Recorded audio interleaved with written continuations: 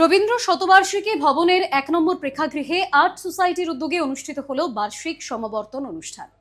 কৃতি শিক্ষার্থীদের মেধা পুরস্কার ও জাতীয় বৃত্তি প্রদানের পাশাপাশি এদিন ত্রিপুরার প্রবীণ শিল্পী ও শিক্ষকদের জানানো হয় বিশেষ সংবর্ধনা।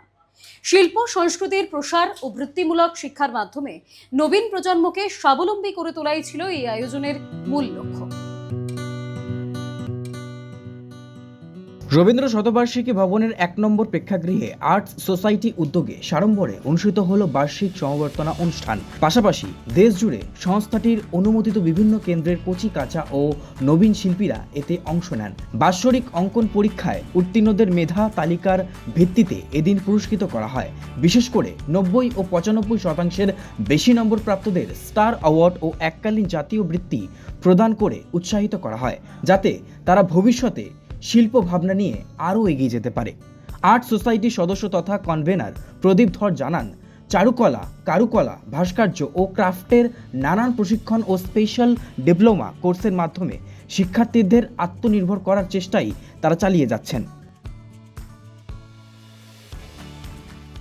সোসাইটির বাৎসরিক সমাবর্তন অনুষ্ঠান আমরা অনুষ্ঠিত করেছি রবীন্দ্র ভবনের ১ নম্বর প্রেক্ষাগৃহে। সারা ভারতবর্ষব্যাপী আমাদের অসংখ্য সেন্টার আছে, অ্যাফিলিয়েটেড সেন্টার। ওরা বৎসরে শিশুরা, ছোট ছোট কচিকাঁচা শিল্পীরা যারা আছে, ওরা বাৎসরিক অঙ্কন পরীক্ষা দেয়। তাদের থেকে আমরা মেধা তালিকা বার করে নিই। মেধা তালিকায় যারা ৯০% উপর নম্বর পায় তাদেরকে আমরা এই মঞ্চে স্টার অ্যাওয়ার্ড এর মাধ্যমে আমরা তাদেরকে মনোনীত করি, যেন তারা আগামী দিন শিল্প ভাবনা নিয়ে আরও সামনের দিকে অগ্রসর হতে পারে। যারা ৯৫% বা তার উপরে নম্বর পায় সেই সকল শিল্পীদের আমরা এককালীন একটা জাতীয় বৃত্তি দেই। যারা আমাদের অ্যাফিলিয়েটেড সেন্টার আছে সবাই এই মেধা অঙ্কন পরীক্ষায় অংশগ্রহণ করে প্রতি বৎসর আমরা এই সমাবর্তন অনুষ্ঠানটা করি এখানে।